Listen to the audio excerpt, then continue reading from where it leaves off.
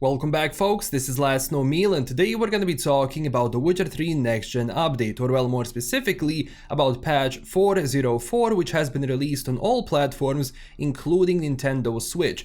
This brings a lot of changes to Switch in general, so it brings the patch which every other platform has received for the Next Gen update, but also you have a lot of fixes for PC and consoles. So today I'm going to be going through all of it and let's see what has been changed and added. So first off, we're gonna be starting with PC specific changes. They fixed an issue where GOG achievements for the complete edition would unlock for the base version instead and not for the complete edition. I'm glad this was fixed. Frame allowed by maximum frames per second setting will now be properly counted when DLSS frame generation is enabled. This actually was showing a wrong number, so I'm glad this was fixed. They fixed some of the instances where characters' hair could look too bright when ray tracing was enabled. The bold mountain saw a fix for the crash that occurred when ray tracing was enabled and all of the other ray tracing options were off. The Beast of White Orchard, they fixed an issue where loading a certain checkpoint save could cause the game to freeze if ray tracing was enabled. This was actually reported by some people in my comments before, so this has been fixed now. An issue has been fixed where the game would start without Red Launcher and open a browser tab request for permission to use Cyberpunk 2077 with your Epic Games account. Well, this is not a crossover I was expecting, but this was fixed. And also an issue has been fixed where input from a gamepad could still work while having the game in a suspended state. And fixed an issue where a second cursor with high sensitivity would appear in the main menu when hardware cursor was set to off. When it comes to console specific changes, they fixed an issue where certain hairstyles from Beard and Hairstyle Set DLC would clip through the Nilfgaardian helmet on previous gen consoles, being that the Nilfgaardian helmet I believe was added in the next gen update, or at least this version of itself. I'm glad that this was actually fixed because again, this is something people have reported. An issue has been fixed with flickering textures that occurred during Gwent matches on next gen consoles. I didn't really have this one. And also a tower full of mice. They fixed an issue in this quest on previous gen consoles where conversation with Kira would sometimes not trigger after the fight with the Pesta, so yeah, this is also fixed. Cabaret, they fixed some visual issues with Dandelion's model before and during the staged fight on previous gen consoles. The Last Wish and Wandering in the Dark also saw a fix for an issue that would cause the game to crash on PlayStation 5 during these quests. So basically there has been some problems here and I experienced this when I was initially reviewing the game on PlayStation 5, so yeah, I thought this was actually fixed before, but yeah, it's fixed now. And also they improved stability during or after loading a save file after playing in ray tracing mode for prolonged periods of time. This was actually also a problem at the release of next gen where after some time, I don't know if this was cache being filled out or they had some memory leaks, but of course, you know, restarting the game would fix it, so now you don't have to do it if you want to reload your save. And also fixed an issue where cross-progression settings does not update the interface of the cloud save status correctly on the Xbox Series X. When it comes to visual changes and additions both on PC and next-gen exclusive, this was fixed. They fixed an issue where fog could look as if it were 2D in some places. Nice. They fixed an issue where sky's reflection on the water with ray tracing enabled was partially missing at specific locations in White Orchard, Velen and Toussaint. Grass collision now works properly, very nice. They also added an HDR calibration option for everyone using HDR. Now you have calibration and you can actually properly set it up to look good. And they also fixed an issue where the mountains in Kaer Morhen could disappear when changing the camera angle while Geralt is underwater. I didn't really check that, but yeah, seems it was the case. Get Junior removed an unnecessary body of water from Oxenford sewers. Interesting. And also they fixed an issue where the loading screen would stutter while having ray tracing enabled. When it comes to other quests and gameplay changes and fixes, I believe this is across all platforms, they added an option to switch potions and apply oils from the radial menu. This is nice.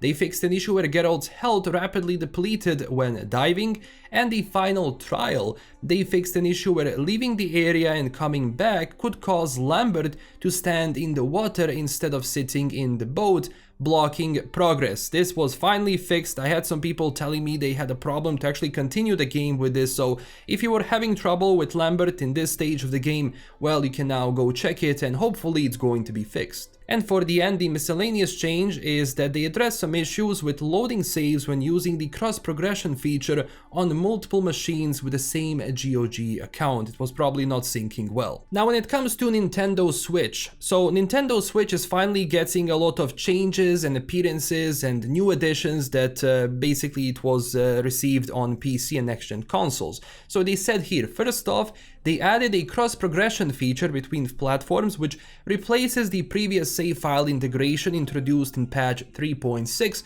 for Nintendo Switch. Your latest saves will be automatically uploaded to the cloud, so you can easily pick up where you left off on other platforms. Cross-progression provides the latest save for every save type. This feature becomes available after you log in into your account. Please note that it requires a GOG account regardless of your platform. So yes, you have to create a GOG account to make this work because it works through GOG and not specifically through PlayStation or Xbox or their services. So you have to do it that way. And of course, when you sign up, you can actually click My Rewards and you will receive Sword of the Nine-Tailed Vixen, White Tiger of the West armor, Dolbothana armor set, and Roach card. This was actually introduced when initially the update came out for PC and current gen consoles. It's also funny here when you click this My Rewards, it basically says 404 not found and the patch is 404, so yeah. And also when it comes to additional content, Nintendo Switch is going to be getting a new side quest in the Internal Fire Shadow in Velen. This is again something which was introduced before for PC and current gen. They added an alternative appearance for Dandelion inspired by Netflix Witcher series. It's definitely something. And also they added a alternative Nilfgaardian armor which we've had in the first season of The Witcher, which is the armor you're thinking about. And also, of course, in the end they added Chinese and Korean voiceovers. Availability varies by region and version, so keep that in mind. Now, of course, when it comes to quality of life changes, a lot of this was already introduced before and I don't want to repeat myself. I will just go through the most important changes. So they added a quick sign casting option. This is amazing. It allows signs to be switched and cast without opening the radial menu. You can find it in options, then gameplay. Of course, as it was before, now the minimum height for fall damage has been increased, so Geralt is not going to immediately get destroyed if you jump from a bigger rock. And of course, one of the greatest things introduced in the next gen update were that you can now pick up herbs with a single interaction, so no need to click on the herb again and then click the button to pick it up and then you continue on your way. So now you just click on it and the herb is going to be picked up. And of course, you're going to get dynamically to hide the minimap and objectives as you walk. So for this you have to go into options, video, HUD configuration, and also hide minimap during exploration and hide objectives during exploration. I really do recommend this because it makes the game a lot more immersive when it removes a lot of the UI clutter. And also everything else, like they added an option to auto-apply oils in combat. This is very nice. And a new default map filter. So now you, just like it was in Cyberpunk and as it was introduced for the next gen update for PC and current gen consoles, you can now select what do you want to see on the map. So if you open up the map and you don't see anything, no icons, just go through filters and select which thing you want to see. This is very nice. I know some people were confused saying that a lot of their objectives are missing. They're not. You just have to filter them out on the map itself. And of course everything else, like they added the mod which is the full combat rebalance. This was also introduced before, which takes a lot of fixes when it comes to combat in general. And they also said that they took a curated approach to this mod with some of the elements further tweaked from what you're going to find in the mod by default, while other elements were omitted.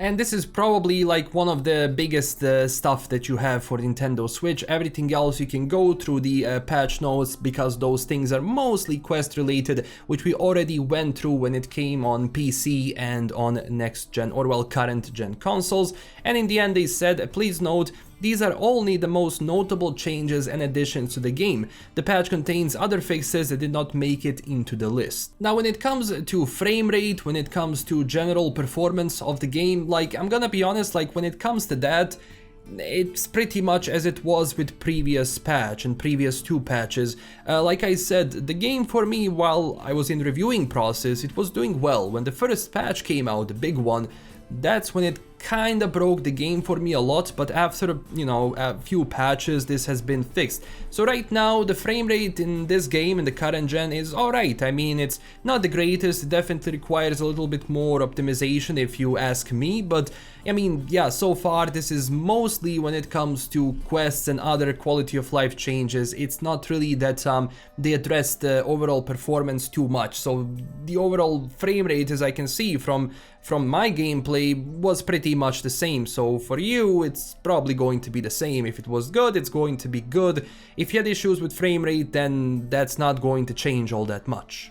But of course, you can tell me down below, what do you think about all of this? I was honestly expecting when is this patch going to drop, because on the Steam DB page there has been like 25 days since the last entry, and I was thinking maybe they're using this time to focus on Cyberpunk Phantom Liberty and, you know, patch 1.7 for Cyberpunk, so I was thinking maybe Witcher is not gonna be getting an update for quite some time, but I was wrong, and now it's here, also with Nintendo Switch. So if you have it, check it out right now. Honestly, it brings a lot of good changes, and going through the game again was kind of fun. Thank you for watching. This is LKM signing out. This is everything for today. Again, as I said, tell me down below what you think about all of this. Did you have any more issues while downloading this patch?